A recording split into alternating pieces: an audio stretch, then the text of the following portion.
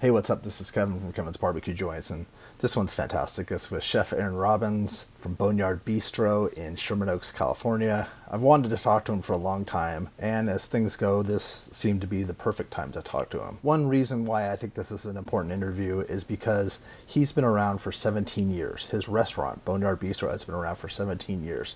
That is quite a phenomenal feat for any restaurant, be it barbecue or anything else. So a good chunk of this is what it's like to be a restaurateur, and what it's like to be a restaurateur for 17 years, and what it's like to be a restaurateur in the San Fernando Valley, which we're in LA County, but we're over the hill. But he is straightforward on everything. He has worked with the likes of Charlie Trotter in Chicago, Arnold Wong in San Francisco.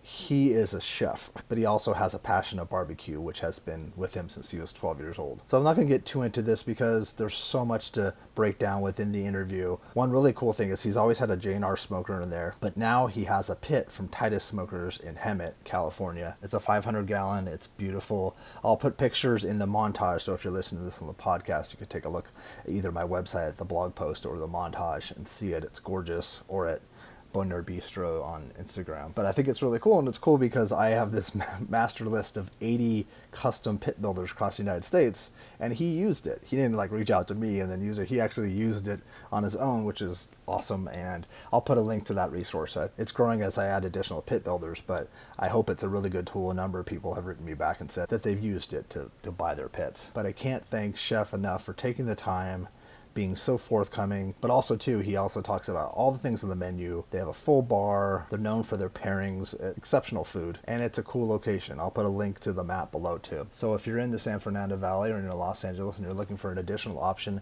for barbecue, definitely check out Boneyard Bistro. And if you're enjoying these, please subscribe. I have a website at kevinsbbqjoints.com with the list of pit builders as well as a ton of other stuff. But at the end, stay safe and be sure to visit your local barbecue joint. Even McDonald's is more expensive. People, I don't, and great barometer actually. But it's funny, I don't think people think of it that way though. It's weird how I read a correlation once online that showed the price of a Big Mac in a ratio with minimum wage, regardless of where it was in the world.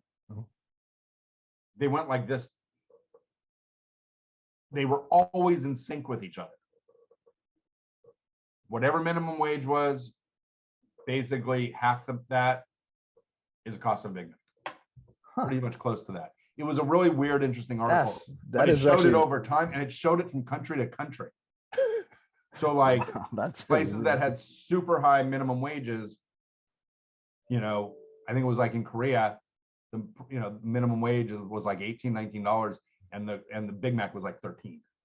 So it's like, but I think people are okay to spend a crazy amount of money at McDonald's, whereas if any other restaurant, they seem to notice it and complain about it. And they really complain about it. And like Yelp, you could Yelp the hell out of McDonald's, and they don't care. Nobody cares.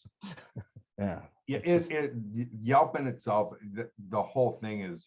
I think Yelp needs one major correction because I can't stand it. We should be able to Yelp the Yelpers. I agree.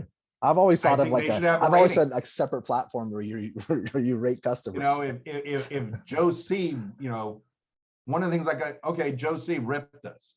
Well, let's go look. We can pop up and see Joe C's reviews. Mm-hmm. Well, he ripped us. He ripped Spago. He ripped Jelena. He ripped Moza. Oh, but he really is a big fan of Del Taco over on Balboa. It's like the guy. Most people, a lot of people on Yelp are simply they will just want to vent out. Yeah, because they weren't treated or they didn't feel they were entitled to something better. I wonder if it's a symptom of people just wanting to complain, people frustrated, and they just, in general, I think across the board. And so this gives them a format. Twitter gives them a format. Everybody, it's just.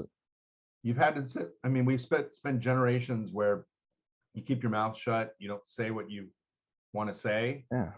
You all of a sudden have a veil in front of you where no one can see who you are, but you can be as big of a loudmouth as you want to be. Mm-hmm. With no repercussion. Hey, Chef Aaron, nice to finally get you on the show. I've wanted to for years, and we've just haven't been able to connect, but I'm so happy. Good morning. Good morning. How are you doing today? I'm doing pretty well. Yeah. Pretty well.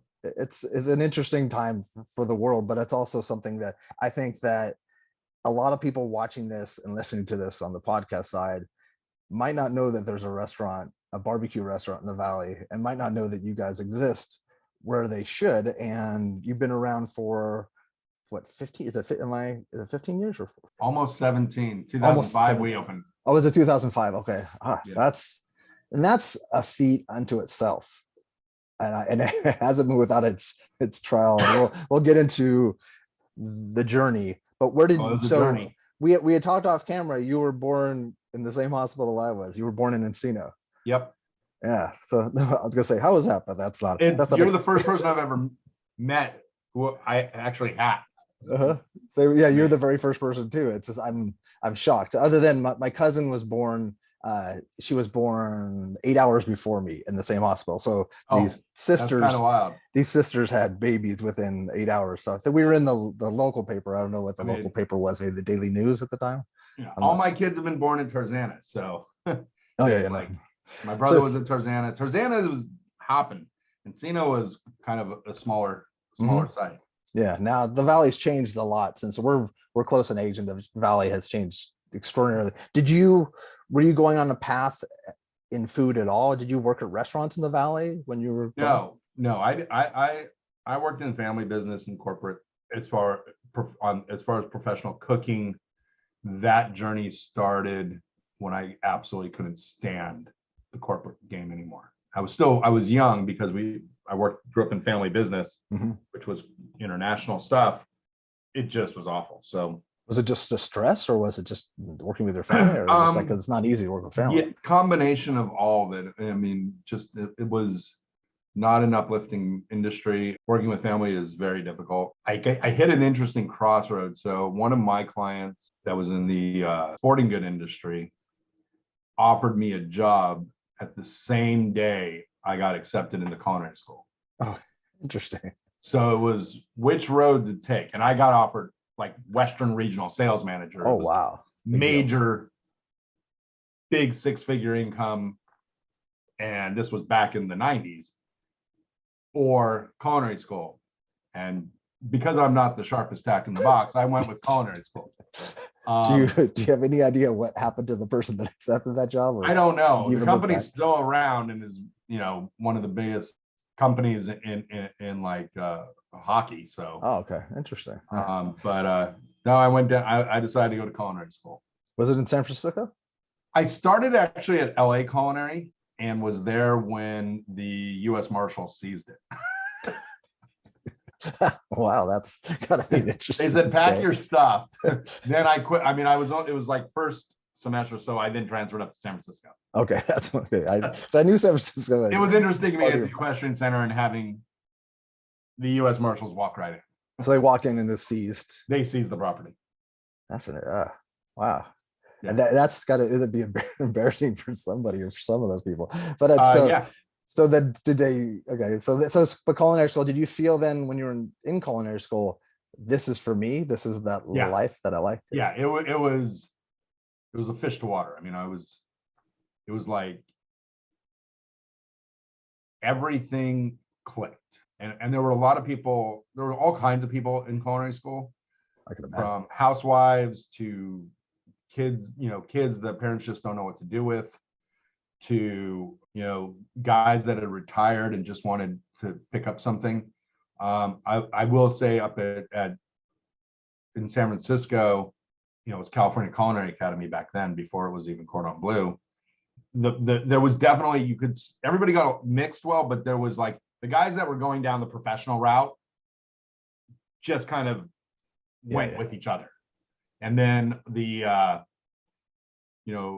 everybody else just kind of followed along with it. So it was also the heyday. It was like, it was when culinary was really launching off.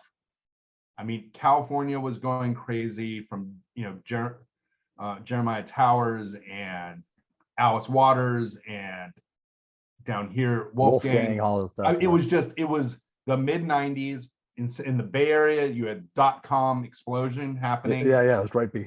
Crazy money. And you had all this celebrity chef thing happening. It was just that apex. Yeah. It was there. It was, and you had so many amazing chefs come out of that period of time.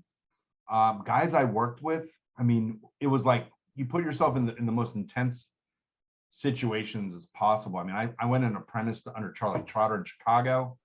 That was like a suicide mission. Yeah, I know. I've heard things, and oh, yeah. They're sugarcoating it. And then, you know, I'd learned I really did not like that level cooking. I liked it a little bit below that. Mm-hmm.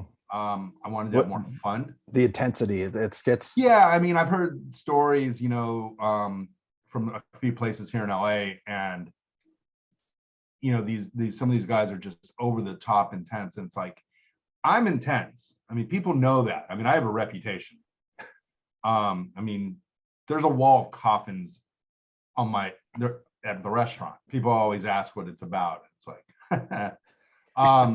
but cooking has to be fun first. I mean, not every day is perfect and happy, smiley, but man, you know, people, you know, what, you know, are in shock. I cook when I'm not at work constantly. I cook for my family constantly. And you enjoy it. I love it. Yeah. I mean, it's so much fun. And I get to create, and, you know, I remember when the kids were little, I make these crazy, beautiful, like plates you would see at like a 5-star, you know, James Beard meal. And I'd make these beautiful little plates for like a 2-year-old. And it's just fun. I love to cook. I think that there were chefs that thought that, I think they were either, I think it was kind of like that family, like how things went down, they rolled downhill. I feel like there were a lot of chefs that felt like that was how they had to act. Trotter's was close to that. I mean, the thing about Trotter was brilliant. I mean, his mind and palate worked in a way that others just, mine doesn't. His palate memory was like nothing I'd ever seen before in my life. They also had a run of not so great apprentices, so they don't really trust you on a lot of stuff. That makes sense. But Guillermo Tellez, who was the chef de cuisine, to me, he's a god. He was extraordinary on so many levels. First, obviously, his just skill level and knowledge level was unparalleled. But at the same point, and he could push you so hard, he never yelled at me once. Not once. You know, like every day, every other day, I had to like break down all the squab, which isn't fun because they got their little claws and their beaks and everything. It's all there, and you just get shredded to pieces. Your hands are raw by the time. And, you know, by the time I was done, you know, and I was like, he goes, here, there's like 6 cases of squab to do. And he, like, the worst was he made me do it and tunnel bone all the legs. And he threw it, and then he took all the legs and everything, and he just threw it in a stock. He was just giving me, and I'm like, he was like, okay, you need to be able to do this. He goes, well, tell me when you get to this speed, you know, you need to be able to do, you know, a case every 20 minutes. And I'm like, dude, I did a case every 18 minutes. Do your math. And he was like, you're a god. And he yells through the whole kitchen screaming. And I'm like, oh, yeah. And I'm totally trying to embarrass me. He was just incredible to work with. And let me tell you, we literally watched the stages come in every day. Half of them would leave before the end of the shift. They couldn't deal with it. That's amazing. It was those guys all in there were incredible. Mind you, I think, when you work at that level, because the other restaurant I had for a little while was not that level, but still on the upper echelon. Yeah. It's a motley, weird group of people with we got problems. So, every kitchen that I've worked in or worked like or managed, there's always an interesting mix of humans because it requires that almost. Yeah, I think at the certain levels, there's some amazing people in it, but there's something that drives people into that level, and it's not always good stuff. Yeah. There's some dark there's some real dark stuff in there. So yeah. And it seems like things have changed too. And there's these some even deeper, darker things that were going on in the restaurant industry. I think you have some, there's been some exposure to, some of the dark side of our business. I don't like that side. It's just, I don't want to be around it. So, like I said, we try to have fun. Boneyard's always been one of those that has an interesting level that we work within. It's changed over the years, but it's still, we try to have a lot of fun. Yeah. What brought you back to LA then? 9/11. 9/11. So I was in Chicago, apprenticed, I went back to San Francisco. I worked in San Francisco for a long time. My mentor is Arnold Wong. He's my true mentor. Why do I know that name? That name sounds. So he owned EOS and Bacar. He also owns Raison d'Etre Bakery, which they make everything from scones to like their thing that you see a lot of their stuff is these Parmesan crisps, like at Whole Foods. Okay. He has this huge commercial bakery that he does stuff with. Wow. But he also owns a bunch of really cool bars in San Francisco now. But he was, he came up through him. He's a few years older than us, and he was at Cafe Katie and came up through it. But EOS was kind of like his coup de grace, and it was just great restaurant. And a bunch of us came out of there. Andrew Kirshner at Tar and Roses. Oh, really? We worked together for a long time. Oh, okay. The group that we all had together in like 97, 98 was just shockingly talented. Like these guys were incredible. And Arnold never yelled at any of us ever. And then the one time I came back and visited to say hi, I stopped in and he was yelling at his kitchen. And I'm like, I've never heard that before, ever. So just something got. I didn't even know he could yell. But did you think you were going to open a restaurant up there? Or do you think maybe? No, I actually, one of the guys I worked with there, we kind of put together a plan to open up a restaurant together. And so we were looking, we actually went to Atlanta. I had gone to Savannah. Savannah was too small for me. We went to Atlanta. I did not care for Atlanta, but he was from Nashville. So when we went there, we had stopped in Nashville for a few days. Mm-hmm. And I loved Nashville. And it was like, wait a minute, this place is incredible. And all the writing was on the wall. It was 2000. And it was like this is nowhere to eat. There's an extraordinary amount of transplants from New York, LA, Chicago, Miami, with an exceptional amount of money. Why is there no restaurants here?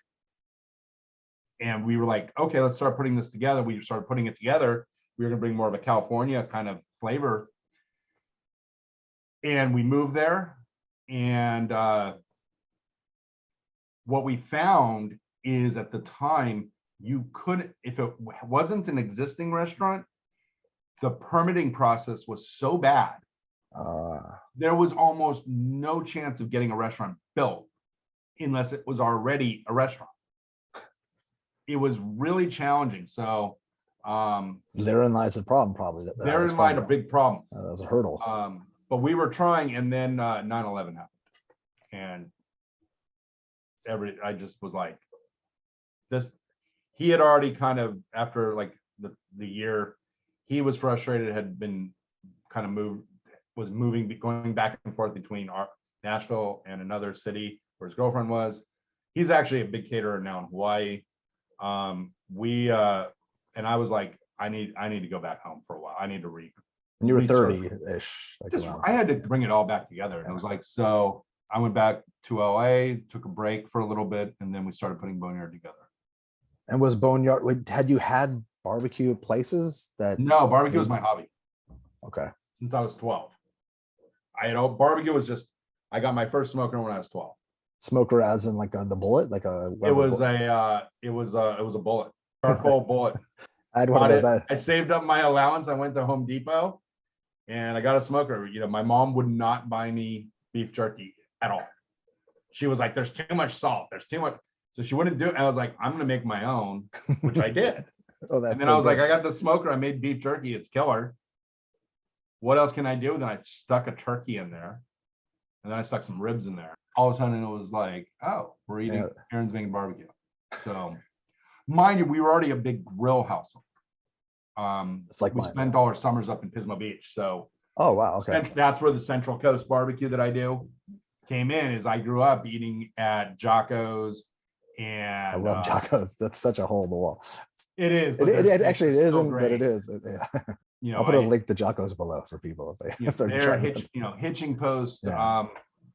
There's a place called Firestone up in Slow that's made just unbelievable tri-tip sandwiches. Cold Springs is kind of a fun little excursion if you get. Have you been to Cold Springs ever? I haven't been to Cold Springs. No. It's off it's east of Santa Barbara, kind of. It's in there's like a bridge. I just remember like a beautiful bridge that you're crossing, and it's like seems like the middle of nowhere, and it's like almost like a biker bar. That's upscale biker bar that does tri-tip and has music. And it was like we were so obsessed with it that my dad had bought a Santa Maria grill. So there's two hitching posts. There's the one in Buell and one in Casmalia, and they're brothers that don't get along. Okay, I've only been to the one. Okay, well, Casmalia is actually, I think, older, and we actually bought the guy's personal Santa Maria barbecue from his backyard. Really? And I believe he still has it. And then later, my dad had one built by the same guy. But we always had red oak at the house, and that's so cool. It's Santa Maria barbecue. So we had Santa Maria barbecue, and then I had the bullet. And then my mom had called me when I was away at college and was like, "Your dad wants a smoker." So he ended up with like new Braunfels. Oh, really? And when I would come home, because apparently it wasn't easy. It didn't go real well at first. So I got back, I started playing with it, and it's an offset. It's got its quirks, but once you learn it, boom. And that's really where I learned how to barbecue, was on that. And but you were doing was this in Encino, or did you? In Encino. The neighbors, they didn't get upset? When you're rolling smoke correctly, it's blue and light. It should be, yes. When you're trying to keep this white smoke thing going that people shouldn't be doing, nobody wins. The neighbors don't win. The people who are eating aren't going to win. Yeah, it was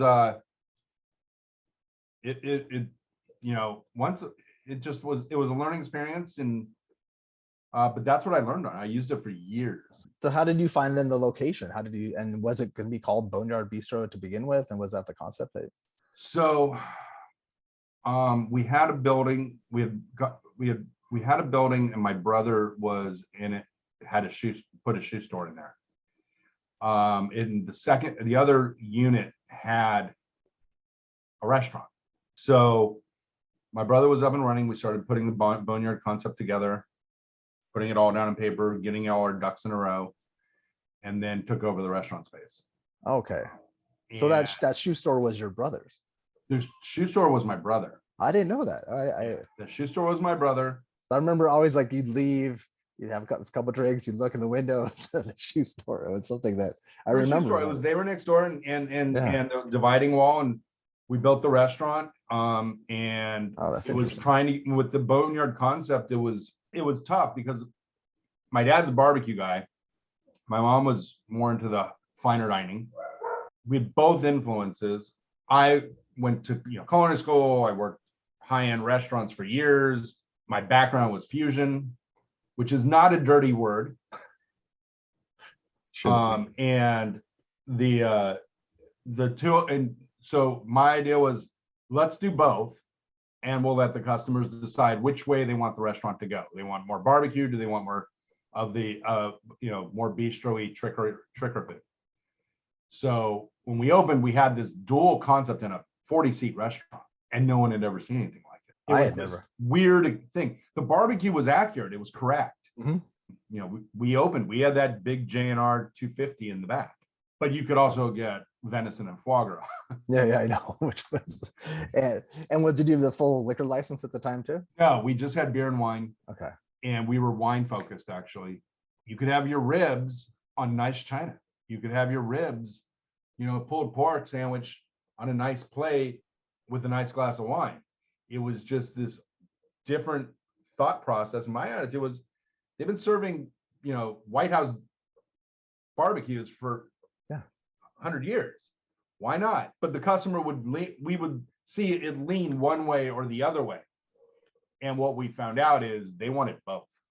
Interesting. So we just rolled. What was the immediate reaction? Was it pretty busy at the? Because I forget when the first year I went. It was busy. The nights I always went, it was busy.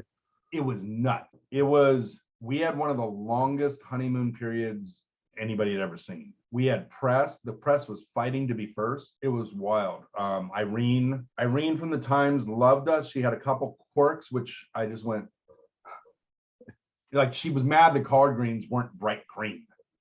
It was like, you don't know anything about collard greens. Yeah, exactly. When you cook them for 4 hours, they're going to be drab green. No, we blanch and shock them. And then, it was like, okay. And the wine list wasn't, her husband was in the wine business.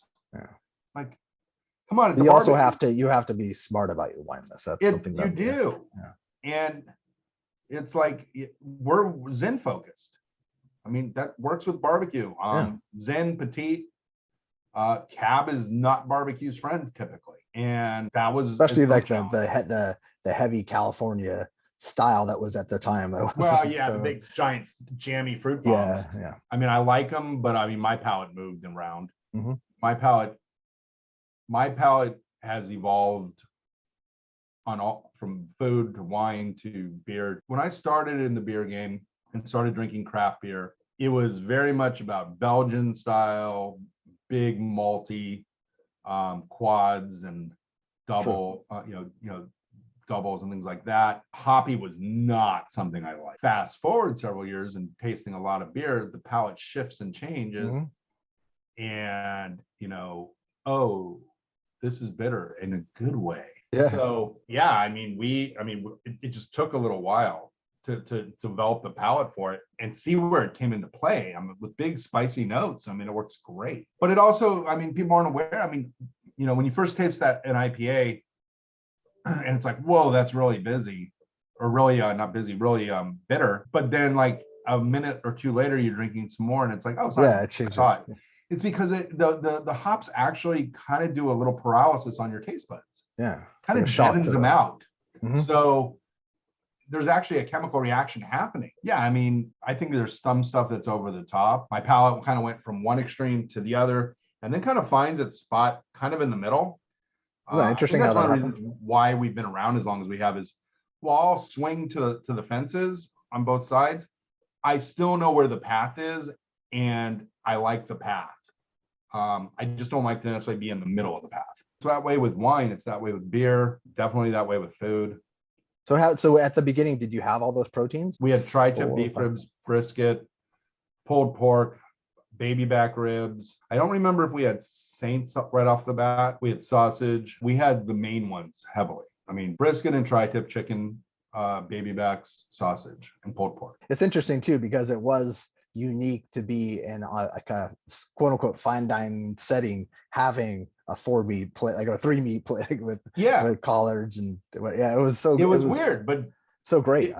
And we just took the attitude as it doesn't have to be on paper plates, or as now, it doesn't have to be on a sheet pan, butcher paper, even though we do use that now for the barbecue.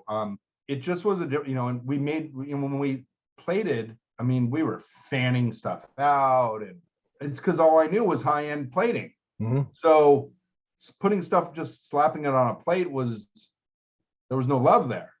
You had to you had to make it as appealing as it could be. And barbecue is not the easiest thing to plate. Mm-hmm. You look at competition, it's like, okay, we've seen enough of the green leaf lettuce and just layering it in and dabbing with enough. It's like, what is that? I can't comment. Competitions, that's its own animal. Completely. And that's a weird one too. Mm-hmm. Because I That's don't changed, think I think, over time. I think it has changed, and I don't like where it went. Yeah. I don't like anything. Well, I admire all the guys who compete, and I think it has become such a bastardized version of what it should be. I think honestly, I think all those competitions, they should all start with the same product. Yeah. There's 20 cases of this. We're all using it from this company. That's it. Not, oh, we're pulling. I mean, I'm waiting for the guys to start pulling out 8.5 Wagyus. Yeah, that's not fair. It's like, if you're, you guys got to start with the same. You have different cooking methods, different cooking equipment, different sauces, all that. That's fine. But you start with the same. Mm-hmm. That I think is, I think that's where the biggest problem with that whole circuit is you're starting off guys that are just, using. You want to start all with this, with Snake River Farms Wagyu, that's fine. But they should all everybody gets it. And then it's how you treat it and how you it's and it shows your skill more. Category. It shouldn't just be the money muscle. It should be everything. Mm-hmm. Huh. It's just is Aaron's emails below. Please write it. Hey, I have no problem. I'm just totally kidding. Again, it's not taking away from that, but I think you really want to see who's the best. But that's it should be a level playing field. The same. And then you let this skill level do it. So I don't care what they start with. It should be all even. So 2009 was an interesting time for you. Did you expand? So we did. So 2010 we expanded into next door. My brother moved down the street to a bigger space, and I took over the whole building. We put in the big bar. It was the height. It was just going into what was going to be the craft beer revolution. We were already there. We already had 10 taps and 100 bottles. Wow.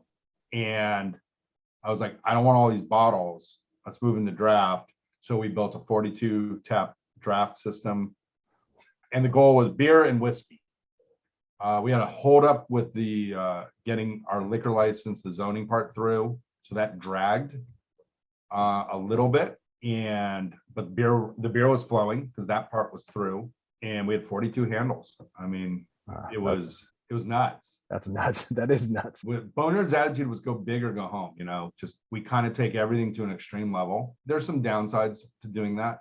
There's some big risks that happen, but it worked. I mean, well, the thing that changed though, so 2010 you were still pretty much in recession.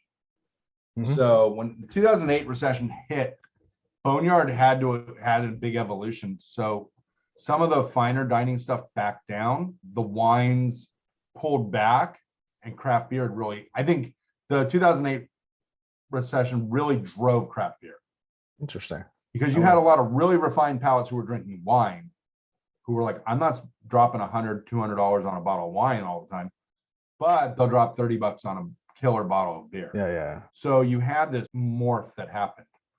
It also was what drove the gastropub. And that was the time when the millennials were way into anything artisan. Yeah, it was huge. Everything was craft, everything was artisan, everything was handmade, and you had this like renaissance of just craft everything. And our timing was right on it. We were just right in the front of the wave. Were people coming in just to get small bites and beer? Yeah.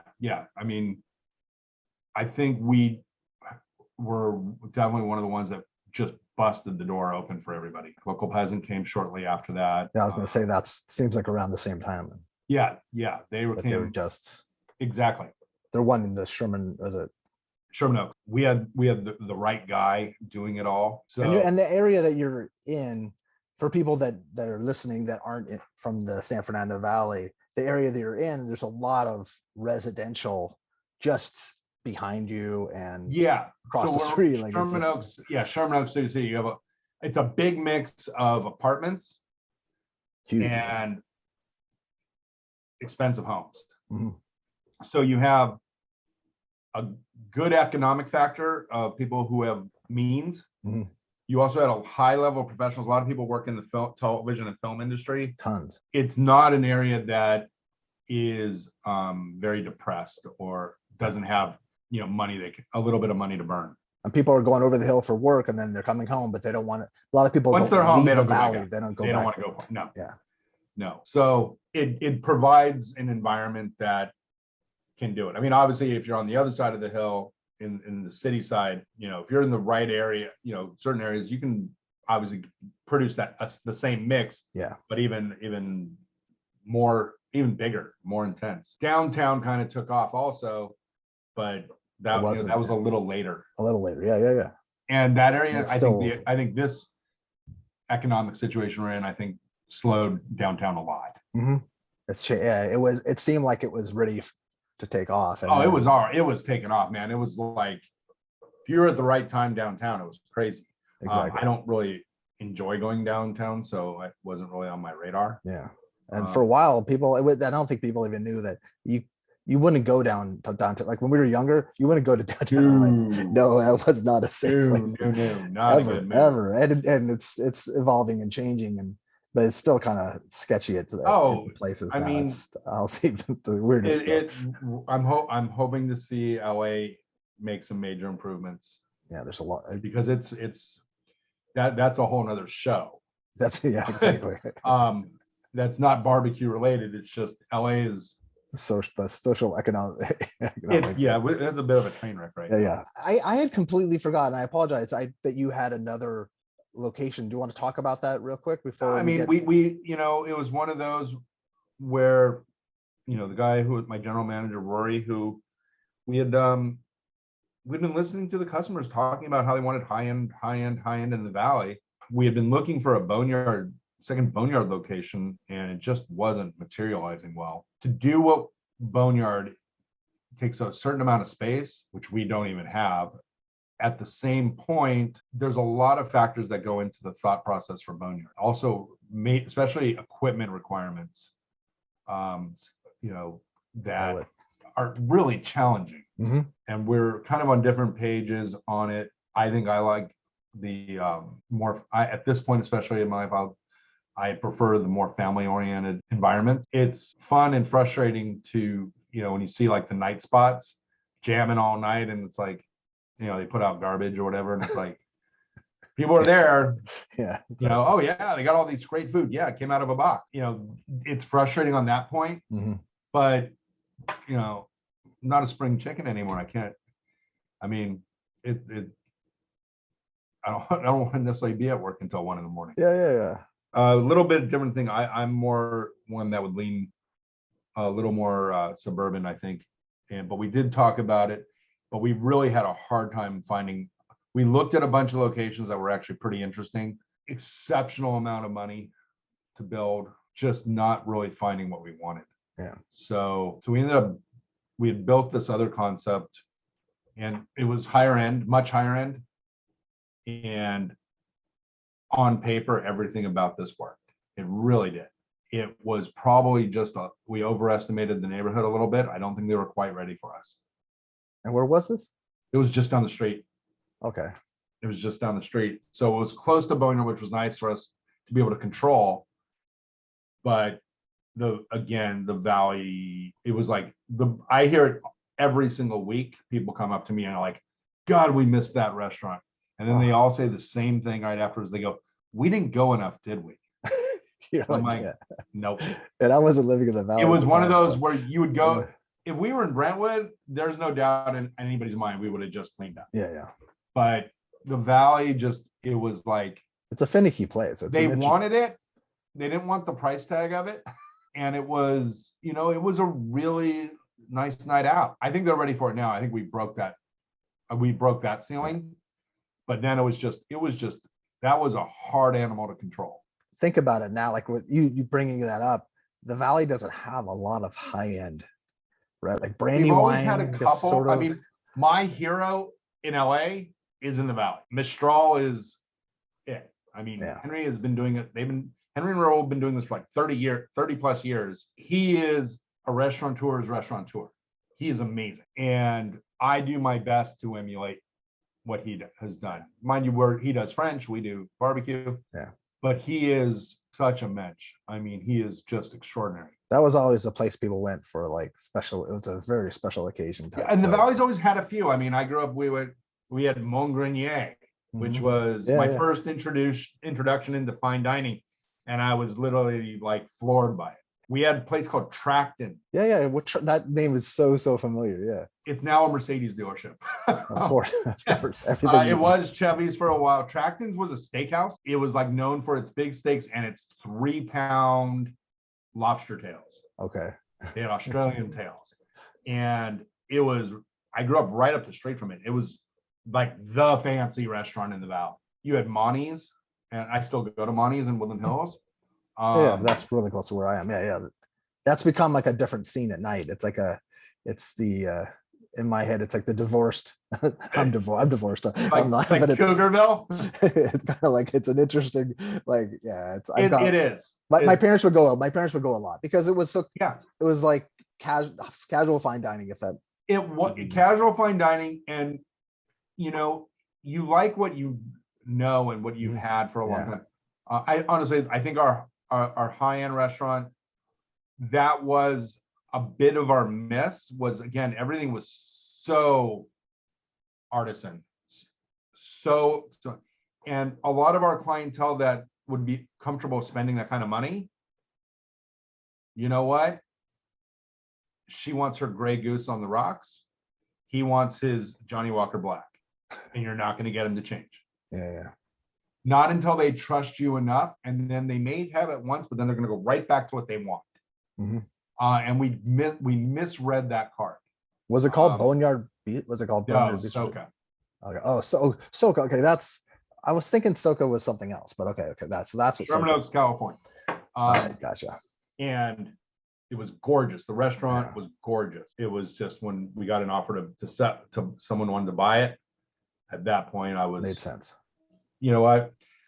Mind you, the last 2 years, people are like, "Aren't you happy you sold it?" Yes and no. I mean, it was one of those. It just should have worked. Bite off more than you can chew sometimes. Yeah. But what they, like Wayne Gretzky said, 100% of shots never score. No, you don't take. So we swung and we missed. Mm-hmm. Yeah, and it happens, but you still have Boneyard, and we have Boneyard. Boneyard's. How hard was it during the pandemic? Not during the pandemic, because we're still in it. But it was actually so when we sold Soka, and I would back at Boneyard, was mostly focusing on the barbecue. My crew was there, and then about 5 months in, a chunk of the crew left to go open their own. And my youngest literally was born 3 days prior to being told this. So I expected to be at home a lot during the summer, but went back into the fire. These guys went to go do their own thing, which is fine. Timing was a little difficult for me, but the reality is there were issues that needed to be dealt with that put me in a position I had to deal with these issues. Yeah. There were, I think things had, when I was off at Soka, there was trust to do for certain things, and it just wasn't exactly the Boneyard way. And I think we lost a bit of our core clientele on a regular basis and picked up a different clientele. So when I started bringing it back to what Boneyard is, we had this weird little gap in there where it was like, the new ones were like, what's going on? And I was starting to get a little nervous with it. And then for us, Thanksgiving comes. And when Thanksgiving comes, all the old customers come in because they want to order their turkeys and hams that we do. So they come in and they'll have dinner. And they hadn't been coming in as much. But all of a sudden they went, whoa, this is back. So all of a sudden, November, the trajectory shifted and we started going up. And December was huge. And then January was huge, was bigger than December, which never happens. And February, the short one, was bigger than all of them for the last 18 months. So it was like, okay, we're really back on track. Fortunately, March got a little interruption. It's it's sadly, I've heard the story like a dozen times. So many people were at the highest they've ever. We were going to the moon. Yeah. I mean, we were in such a trajectory, like beating month after month, beating month. Yeah, we had been rolling. It sounds like ZZQ in Virginia. They were like, it was out of control. Amazing, yeah. Like it was like all our old cut regulars were back, and not back a little, back a lot. Oh, that's such a. The only thing it did do is that trajectory, at least when COVID hit, we called the shot that we were going to shut down and go to takeout only. Mm-hmm. 4 hours, I announced it to the company. 4 hours later, the mayor did. And in our area, people were like, what do we do? And so the first couple of days were a little odd. And then all of a sudden people were calling and they're like, you guys doing to go? Well, people were panicking too that they wouldn't get food because that was something. Oh yeah, it was just total. It was a weird time. Yeah, it's hard to remember that time. It feels. Go to the market, grab everything you can, especially toilet paper. Exactly. Yeah, but it's funny too because you could only buy at certain markets like a pound of meat or 2 pounds of meat. They're like, it was nuts. Yeah. And I mean, like I thought about it. Actually, another restaurant had beat us to it. I was like, on the to-go, just put a roll in the bag. But it shows that your resiliency. And what we learned was this: on takeout, people do not go outside of the path at all, because if they don't like it, they're stuck. So the menu narrowed way down. Barbecue, burgers, 2 salads, like really. That makes sense. You have to, not to mention, and again, it became, if it was available, because became all of a sudden there were sourcing issues. Our contracts with certain suppliers were interrupted. We couldn't get our baby backs for 18 months. Wow. They wouldn't honor our contract, and the BS excuses. And then we finally figured it out, what was going on. A certain very large company took all the product for the whole country. So nobody was getting it except for this one extremely large mart, one might say. I can't guess. And what sucks is they were selling it cheaper than we could even buy it ourselves. It was like, that's when you saw how the game, a lot of how the game works. A lot of things became clear during that time too. It was tough. I mean, my attitude was I was never going to compromise the product. So some of our suppliers were like, well, here you can have, we can get you this. I'm like, that's 1.5 pound baby back. We use 2.75, and I'm not going smaller. I'm going bigger if we need to. So, I mean, people were like, we weren't necessarily raising our prices on it, but our average baby back during pandemic was 3.25, 3.5 pounds. They were these monstrous, but it's like, you know what? I'm not going to use the junk. Yeah. We started seeing a lot of barbecue places, like pictures of the food, and next to the rack of ribs is a portion cup. Well, I know the size of a portion cup. Mm-hmm. It shouldn't be a third of the size of the rack of ribs. That's true. So we, and you thought about it because prices were stupid. It's like, well, we can get this at this price. And I'm like, I can't go down that path of doing substandard product. I'd rather just say we don't have it. When did you start thinking I'm going to get a smoker, a pit like the Titus? A different pit? Yeah. Because you have a Titus, right? We've talked about the chronic problem we've had.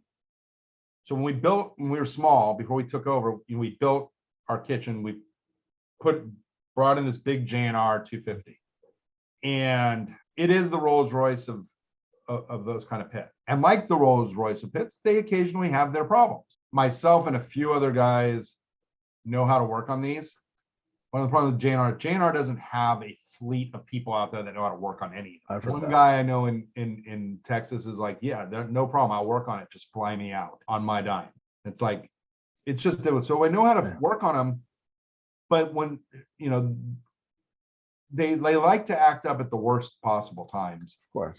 So we didn't have, as we built, we never were able, there's no room for a second one, and there's no way to get this one out. It's like built around.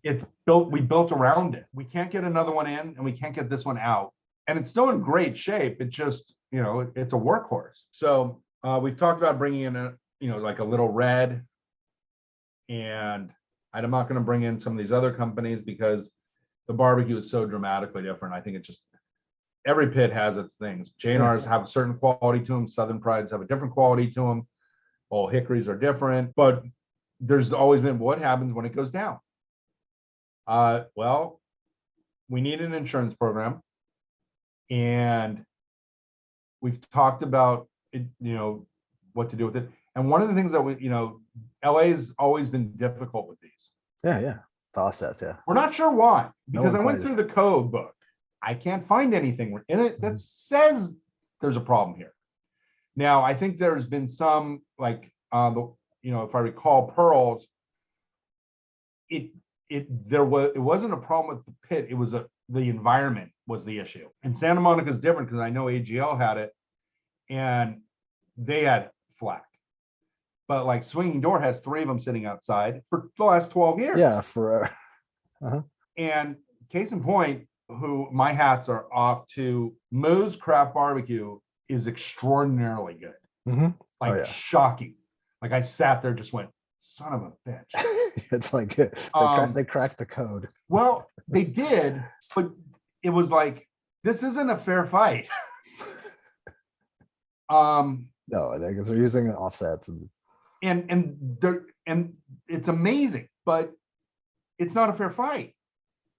But they're not getting any flack. So I'm like, okay, they're not getting any flack. They just got put in LA Magazine's top 100, and they're not getting they added a 1,000 on. So I'm like, you know what? I really started doing my homework to find out what is the problem, and I can't find anything at all. So I'm like, you know what? I think I want an offset. We'll set it up as a catering rig. I've looked at little quirks that within the code. Well, all right. I said, this is an investment. Also, it gives us the ability to do big catering events, really large. Yeah. So I didn't just build it's a single 500, but the backside has a 6-foot Santa Maria, 4 burners, griddle, hot water, running water. I gotta come out. Oh, so it's a whole. It's a whole kitchen on the other. Oh, that's killer. That's really cool. And then became, well, who do I want to do to build this thing? In my opinion, the best pits in the country are Moberg, and they're definitely the prettiest, those and Jambos. But it's like, all right, so I'm going to start really doing my homework. And then I went up onto this website called Kevin's Joints. Did you see my insane list of I looked up for your builders. Oh, that's awesome. That's, what's funny is a lot of people have, and I'm like, oh, thanks for that's cool. It was a great reference on there because I was I'm insane. I just make these I was like, well, I knew Fat Stack, and there's a lot of Fat Stacks around here, and I'm not one to usually do what everybody else does. So strangely, I also didn't really want to wait a year and a half. So I went on your site. I found the local guys, and I started looking them up and started looking at their stuff. And you had Titus on there, and I started looking at stuff, and I really picked up on something specific, which I look for, which is the quality of the welding. And his welds are just, I mean, he cares about what he does for sure. Yeah, and the welds are just, when you talk about rolling dimes, man, he really does. Yeah. And that was a lot of it. I talked to him, we talked. I think he was a little skeptical of me at first, and then he looked me up. I realized, that it's a real thing. I went out there, and that's Riverside, right? Is it? It's in Hemet. Okay. San Jacinto. Okay. And so I went out there and we talked for a couple hours, and there was a lot of stuff that I wanted in design work that I was very specific. I wanted very specific parts of the design. I was looking at the thermodynamics and how the fluid dynamics of how smoke moves, and what I wanted the pit to be able to do and how I wanted it to do it. So there was a lot of argument, not with it, there was an internal argument between going with like a collector or with an elbow. I came to the conclusion I wanted an elbow on the submarine style propane tank. Okay. And then was what size, and 500 seems to be the kind of the magic spot. The 1000s are great. They're a lot more energy. The other concern is, will it fit in our back area? Mind you, once I got it, I was like, this is huge. 3 days later, I'm like, we should have gotten a bigger one. Of course. We spent a lot of time with the design and a lot of how we wanted it. We want to pull out racks, not pull out racks. We had a few glitches along the way, but we started building. We got the propane tank at the end of October, and then it took a couple months. We had a few projects in front of us, and Kenny Martinez, which is KFM Metalworks, joined the project on it. Oh, okay. So they kind of double teamed. They do that a lot, those two. I think those two should just have one company, personally. I think they'd be able to knock out more stones. A buddy of mine had one built in the middle of it, did like a little trailer, a little, wagon style. They put a lot of really cool trick things on it. I think one of the things that maybe Bobby's going to get known for is some of the very customized touches. Like, I know he's doing one right now. I think it's for Destination. And it had a lot of really cool custom stuff on it. Like the rods inside the doors were all the different branches of the military. Oh, that's cool. And then he's got like these big emblems that are going on it, which are like each door I think gets, one is Navy, one is Army, Marines. Oh, that's rad. It's pretty rad. I need to get out there and see his stuff. His stuff's really good. I mean, and it's getting better and better. It takes a while to do it. I mean, you don't just instantly snap your fingers and you're Sonny Mober. I think Sonny's stuff, man, they figured out how to paint like nobody's business. Same with Jambo. But and I think the patina thing ran its course. I didn't want a patina looking one. Also, honestly, you get an inspector who's just honorary. Your pit looks like it's like it's 20 years old. Yeah. They don't know what's clean, what's not clean.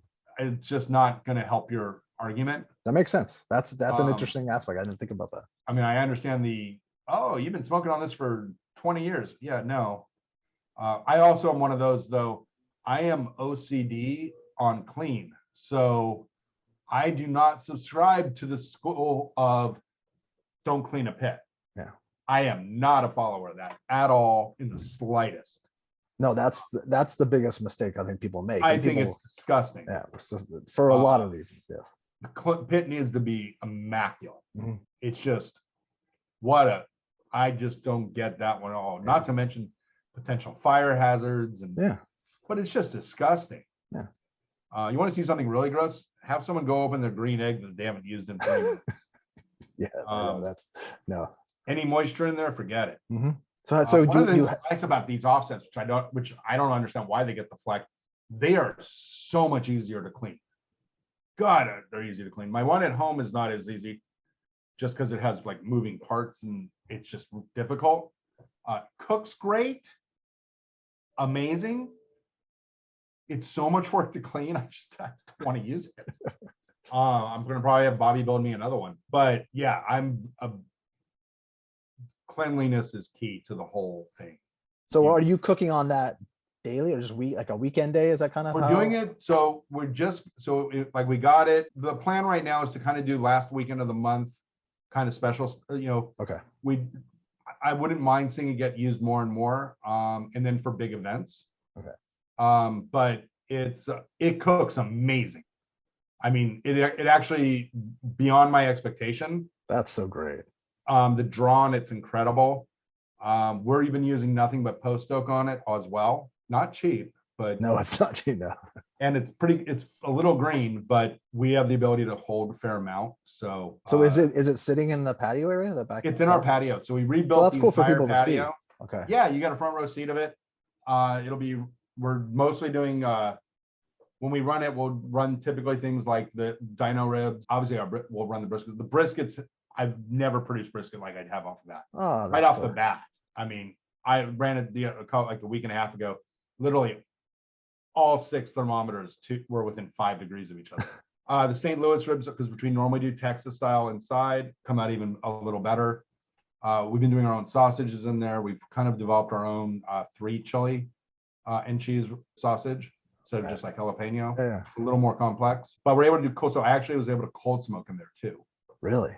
Yep. So that worked really well for something we've been wanting to do. Yeah, it is the way I describe it, and this is with Moose, all of us were, Bert and all of us were all stuck with these other kind of pits, which are really good. And if you're a really good driver like Bert is, or I am, we know how to get the most out of it. Yeah. But it's like NASCAR. We all kind of start off the same, and then it's the driver. Yeah. But then you have someone like Moose come in, who's a great driver, but he's in a Formula One. Yeah. We don't stand a chance. And Bert knows it too, because he's an offset guy. Well, yeah, that's what I used to go to his house. So the playing field's not the same. Put me into a Formula One, I can drive that too. Yeah. And that's kind of what it was. It's an insurance policy in case our big pit's down. It gives us some fun to play with. It gives us the ability to do big events. I could take this thing to Coachella and be fine. So it gives us the ability to do big events. We're supporting our team, the Dodgers, with the Dodger blue on it. And you'll be slowly incorporating it. Seems it will slowly incorporate. Yeah. We'll see if we get it much flack. I don't expect one. We are within code. Like I said, we have hot running water on it, which is one of their key things. But we're still within 60 feet of the kitchen and the restaurant. Yeah. Mm-hmm. So there's some things that that part takes well, and I think if people realize that we're doing this stuff, it will. But it's even funny on the few events we've done so far with it. It's kind of a mixed bag. I mean, it's like, Moose, they're lined up for this in that part of town. The Valley's like, oh, okay. People follow us on Facebook and Instagram. They can always see what. I'll put links. That's a good idea. I think a lot of people, again, really, they don't know what we're doing. And we do a lot of really cool stuff. I mean, well, you're known for a certain thing. It's like we're so much better than what people think. You're open 7 days a week. 7 days a week. Open Saturday, at 4. Sunday we open at 11. 11 on the Saturday, Sunday, 11. Week at 4:30. We're getting ready to go back to a late night game on Friday and Saturday nights. Okay. Till the kitchen will be open till midnight pretty soon. Oh, cool. Okay. And when you come in after 10:30, it's a late night happy hour, which it's all the barbecue is at special pricing. Oh, right. Okay. Okay. So it's all like 25% off once you hit 10:30. Rib tips are always on happy hour. Those have become hugely popular. I love rib tips. We couldn't sell them 15 years ago. We couldn't sell them to save our life. Now it's a whole different story. It's crazy. Yeah. It's like, great. Yeah. So, occasionally we do pastrami's, but there's a lot of stuff that I want to start doing now that we're starting to see the people coming back in. It's like, okay, especially with the big blue, we're able to, we're seeing that fusion thing is coming back, which is really my background. So we're going to start putting together some stuff, planning some chef dinners soon. Nice. And I'd actually like to start doing some collaborations. Cool. It's a little challenging sometimes to get everybody on the same page, but we're hoping to have some really cool collaborations, and not necessarily, some with some other barbecue guys, but also with. Yeah, and I think it's kind of cool because some of the barbecue guys who don't have offsets can come and play. So if we're the playground for them, that's great. I'd love to have Bert come out, Adam come out, and do that. But then I actually want to pair up with some of my other colleagues that are like more traditional chefs. That'd be fun. Put it together. So, but we're seeing the fusion stuff. I mean, Zeph's definitely doing a lot of fusion-y stuff. Smoke Queen, case in point. Yeah, I'm talking to her in 2 weeks. Yeah, I was going to talk to her next week, but yeah. I mean, she's and it's cool. I love seeing that there's some amazing women coming into this game. Mm-hmm. You can't just have Tootsie being the only one. No. And they're bringing some great ideas. Yeah, Rebecca has some awesome stuff. It's great to see that. And I mean, I had a woman running my kitchen for almost 10 years. It's just like new blood. Mind you, don't forget about some of us old guys. I mean, first off, I've been barbecuing for their born basically close to 40 years now. Yeah. And I've been doing, we've been in business almost 17. It's like, I know a few things, Yeah. But that's why Chef, that's why I wanted to talk to you, is because I wanted people to know, hey, there's all these cool new toys out there, but you have this great toy that's been in your backyard forever. You should stop by. I mean, honestly, I would say it's like Eater's always on the up and coming and the new guys. It's the stuff. Yeah. That's a whole that's a whole other podcast. Like, if you want to talk about that. Yeah, like exactly. So yeah, but no, but I appreciate what you've. I've always loved your food. I've always loved the combinations of things that you put together. Your menu's eclectic and interesting, but also has all the standard hits and even a nod to California barbecue as well. And our beef ribs are those are the ones that sell out the fastest. Okay, and we can only do so many of them. That's the thing. Do you make your sausage? Is it for every day or is it just? So we have our standard issue that we run. We actually buy just because of the volume of it. We're making specialty sausages now. So we have the 3 chili cheese, which is it.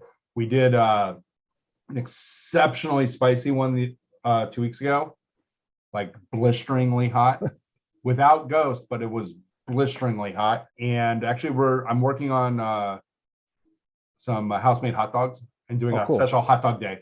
Nice. So those will be, if you follow social media, you'll know what days those are. Yeah. If you follow us on social, you will see a ton. Okay. I mean, there's stuff, Mondays we still do fried chicken. That's really good. Often sell out by 6:30. We're some of those standard things we always still do, but now that things are really they're starting to pick up. It's like, okay, let's do this, let's do that. It's still really unpredictable of what people are, what they're going to do. So hopefully things continue on the path and to reopening, and we don't have any more bumps in the road.